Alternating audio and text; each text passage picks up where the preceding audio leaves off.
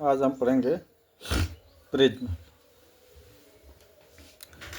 जो प्रिज्म है, प्रिज्म एक ऐसा पारदर्शी माध्यम है जो 3 आयताकार और 2 त्रिभुजाकार परतों से घिरा होता है। आयताकार सतह प्रकाश को अपवर्तित करती है, इसलिए आयताकार सतह को अपवर्तित सतह कहते हैं। जैसे आयताकार सतह, ये देखिए, इसमें 2 त्रिभुज होते हैं, एक आगे और एक पीछे, और 3 आयताकार सतह होते हैं, एक नीचे हो गया, एक सामने, एक उसके पीछे। 2 घेरों के बीच एक कोण बनता है, जैसे ये वाला, इन दोनों के एक कोण बनता है, ठीक है, जिसे प्रिज्म कोण कहते हैं। और इधर भी 2 घेरों के बीच जो कोण बनता है उसे प्रिज्म कोण कहते हैं।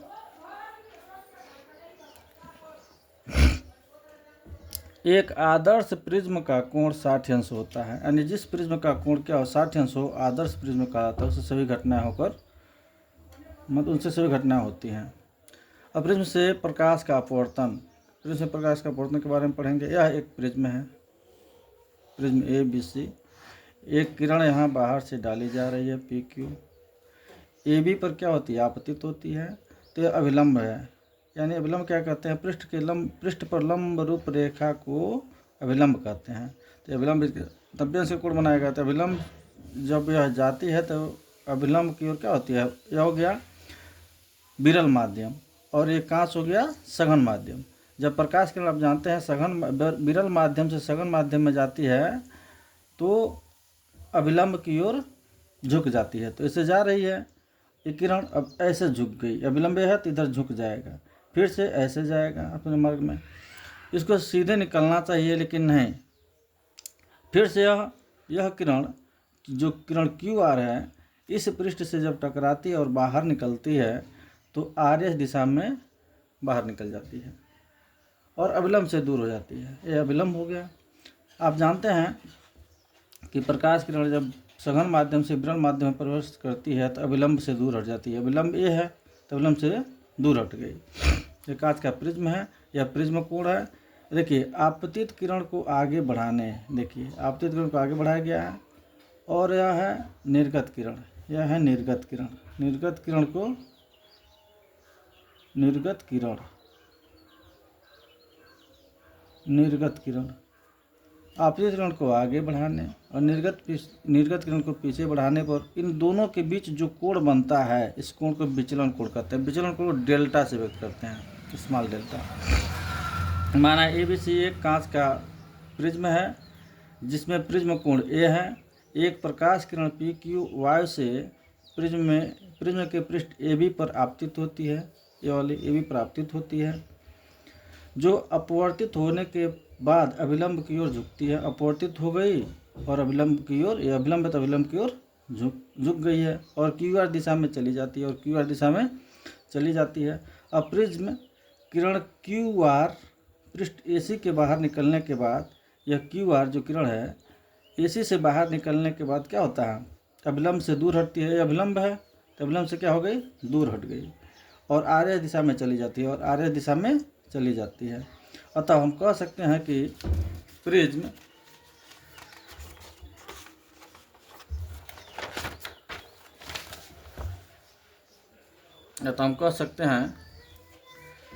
प्रिज्म पर आपतित होने वाली प्रकाश किरण अपवर्तित होने के बाद RS दिशा में चली जाती है। यही RS दिशा है, RS दिशा में चली जाती है।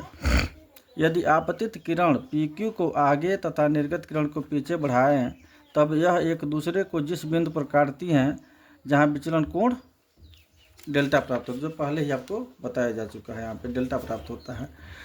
अब उसकी परिभाषा क्या है, आपतित किरण I का मान बढ़ाते जाएं, यानी बढ़ाया जाए तो विचलन कोण का मान घटता जाता है, परंतु एक समय विचलन कोण का मान घटना बंद हो जाता है, तब उसे न्यूनतम विचलन कोण या अल्पतम विचलन कोण कहते हैं। कहने का तात्पर्य है, इस कोण का मान क्या किया जाए, इस कोण का मान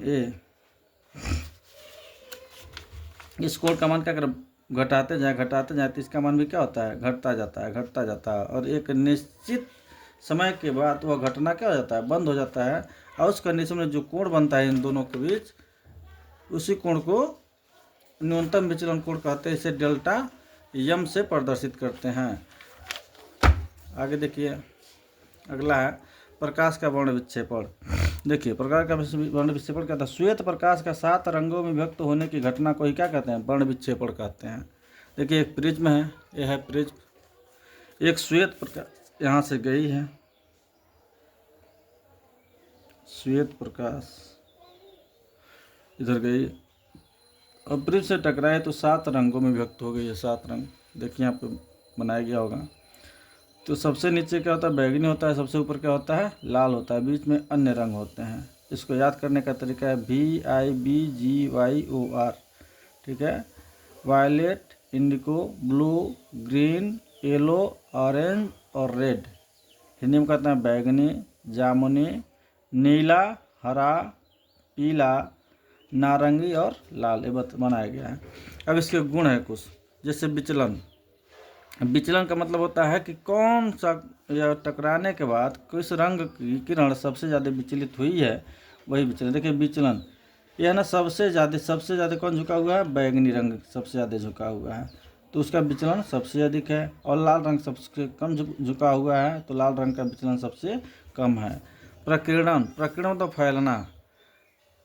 प्रकीर्णन, बैगनी रंग का प्रकीर्णन सबसे अधिक होता है, लाल रंग का प्रकीर्णन सबसे कम होता है। इसलिए जो है कि सिग्नल जितने भी बनाए जाते हैं ट्रैफिक पे, चाहे रेलवे पे, इसलिए लाल रंग के ही बनाए जाते हैं। अपवर्तनांक, बैगनी रंग का सबसे कम होता है और बैगनी रंग का सबसे अधिक होता है और लाल रंग का सबसे कम। देखिए इसमें।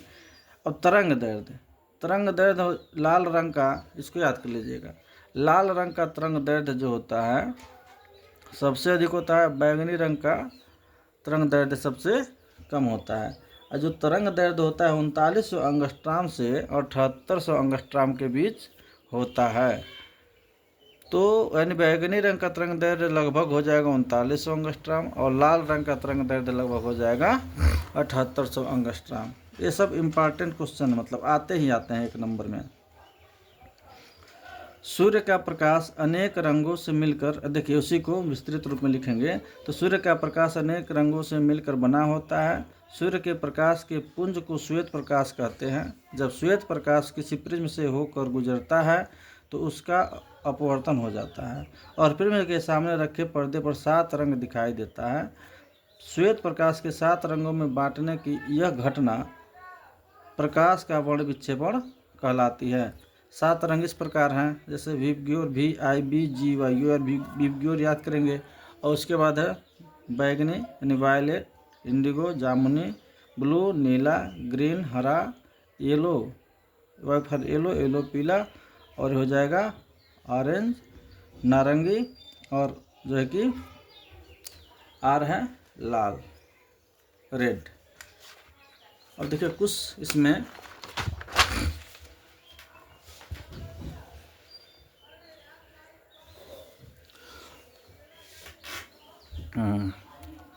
कुछ इम्पॉर्टेंट सवाल है, जैसे श्वेत रंग कितने रंगों के मेल से बना है? तो श्वेत रंग देखिए ऑप्शन दे दिया 3, 4, 5, 7, तो 7 रंगों से। श्वेत प्रकाश की किरण जब किसी प्रिज्म से होकर गुजरती है तब जो रंग सबसे अधिक विचलित होता है वह है, तो सबसे अधिक विचलित आप फिगर में देखे होंगे बैगनी है। दृश्य प्रकाश में किस वर्ण का तरंग सबसे अधिकतम होता है? तो लाल रंग का, क्योंकि लाल रंग का प्रकीर्णन सबसे कम होता है इसलिए वह अधिकतम। अब यहाँ पे रिक्त स्थान है कुछ, जैसे दूरदृष्टि दोष वाले व्यक्ति को यहाँ पे है कि वस्तु निकट की वस्तु स्पष्ट दिखाई देती है।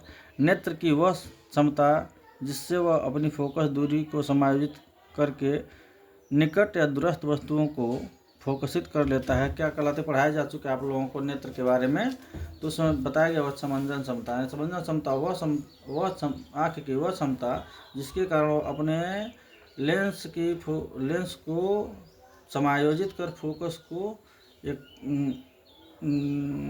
लेंस को समायोजित करके किसी वस्तु को देखने स्पष्ट देखने की क्षमता क्या कहलाती है? समंजन क्षमता कहलाती है। रेटिना में भी अगला, रेटिना में विद्यमान शंक्वाकार जो होता है कोशिकाएं रंगों के प्रति संवेदनशील होती है। यानी है कि रंग, जैसे कौन सा कलर है, रंग की पहचान किसके द्वारा, शंक्वाकार कोशिकाओं के द्वारा होता है। और दोष को दूर करने के लिए अवतल लेंस प्रयोग किया जाता है। किस दोष को? निकट दृष्टि दोष को दूर करने के लिए अवतल लेंस का प्रयोग करते हैं। चलिए अगला है, कार्निया के पीछे रंगीन तथा अपारदर्शी झिल्ली के पर्दे को आइरिस कहते हैं। आइरिस को परितारिका भी कहते हैं, ध्यान रहे, परितारिका, परितारिका, कहीं शब्द बदल के आ गया तो इसको ध्यान दीजिएगा। आइरिस को क्या कहते हैं? परितारिका भी कहते हैं हिंदी में। अब अगला, प्रिज्म से निकलने पर बैंगनी रंगों का विचलन अधिकतम तथा लाल रंगों का सबसे कम होता है। स्पष्ट दृष्टि की न्यूनतम दूरी 25 सेंटीमीटर, यानी 25 सेंटीमीटर से कम दूरी पर लाया जाए तो किसी वस्तु को देखने के लिए हमको अपनी आंखों पे जोर डालना पड़ेगा। इसलिए स्पष्ट दृष्टि की जो न्यूनतम दूरी होती है वह 25 सेंटीमीटर होती है। यदि स्वस्थ व्यक्ति है जिसका आंख में कोई दिक्कत नहीं है तो उस व्यक्ति के लिए स्पष्ट दृष्टि की न्यूनतम दूरी क्या होती है? 25 सेंटीमीटर होती है। दृष्टि दोष वाले व्यक्ति को उत्तल लेंस वाले चश्मे का प्रयोग करना चाहिए। आप पढ़ चुके हैं कि दूरदृष्टि दोष वाले व्यक्ति को उत्तल लेंस के चश्मे का प्रयोग करना चाहिए। मानव आँख के प्रतिबिंब कहाँ पर बनता है? रेटिना पर बनता है, ये भी पढ़ चुके हैं। अभिसारी लेंस को उत्तल लेंस कहते हैं। अभिसारी लेंस उत्तल लेंस है। लेंस का क्षमता का मात्रक पढ़ चुके हैं, डायोप्टर होता है। अब सत्य असत्य वाला कुछ क्वेश्चन है। मानव आँख और रक्त प्रकाश को नहीं देख सकती, सही है। दूर दृष्टि दोष वाले व्यक्ति को दूर की वस्तु स्पष्ट दिखाई नहीं देती। आप पढ़ चुके हैं कि जो दोष होता है, ठीक है, वही वस्तु दिखाई देती है। यानी दूर दृष्टि दोष है तो दूर की वस्तु दिखाई देगी, और निकट दृष्टि दोष है तो निकट की वस्तु दिखाई देती है। तो यहाँ पे दूर दृष्टि दोष वाले व्यक्ति को दूर की वस्तु स्पष्ट दिखाई नहीं देती है, फाल्स हो जाएगा, गलत, असत्य हो जाएगा। दूर दृष्टि दोष वाले व्यक्ति को उत्तल लेंस का प्रयोग करना चाहिए, सही है। क्योंकि हमको जो है कि वह रेटिना के पीछे किरणें मिलती हैं, रेटिना के पीछे किरणें मिलती है, हमको फोकसित करना होता है रेटिना पे, तो उत्तल लेंस किरणों को इकट्ठा करता है, इसलिए उत्तल लेंस का ही प्रयोग उचित फोकस दूरी को उत्तल लेंस का ही प्रयोग किया जाता है। मनुष्य की आंखों में प्रतिबिंब रेटिना पर बनता है, सही है। लेंस की क्षमता का SI मात्रक वोल्ट होता है, गलत है। लेंस की क्षमता का मात्रक डायोप्टर होता है, यहाँ पे मात्रक दे दिया है वोल्ट, इसमें क्या हो जाएगा? असत्य। वृद्धावस्था में लेंस की समंजन क्षमता बढ़ जाती है, गलत है। निकट दृष्टि दोष, देखिए जो लेंस की समंजन क्षमता होती है वह कभी नहीं बढ़ती है, पूरे जीवन काल में वो घटती ही है। निकट दृष्टि दोष को उचित क्षमता के उत्तल लेंस द्वारा संशोधित किया जाता है, गलत है। निकट दृष्टि दोष है तो अवतल लेंस का प्रयोग किया जाता है। जरा दूरदर्शिता दोष द्विफोकसी लेंस से संशोधित किया जाता है, ट्रू है। जैसे आप देखे होंगे इस तरह का चश्मा होगा इस तरह से जो चश्मा होगा उस चश्मे में क्या होता है, ठीक है, ऊपर नीचे उत्तल रहता है और ऊपर अवतल रहता है। यह उम्र जब ज़्यादा हो जाता है तब उस समय दोनों तरह के दोष आ जाते हैं। झिल्लियों में लचीलापन के कारण कुछ कमी आ जाती है, पश्चिमायु पेशियों में इसकी वजह से हो जाता है। तो उत्तल लेंस और अवतल लेंस, उसमें मतलब निकट दृष्टि नज़दीक की वस्तु स्पष्ट दिखाई नहीं देती है और दूर की वस्तु स्पष्ट दिखाई नहीं देती है। तो ऊपर अवतल लेंस होता है, नीचे क्या होता है? उत्तल लेंस होता है। इतना समाप्त हुआ। फिर से अगला टॉपिक कल अपलोड किया जाएगा।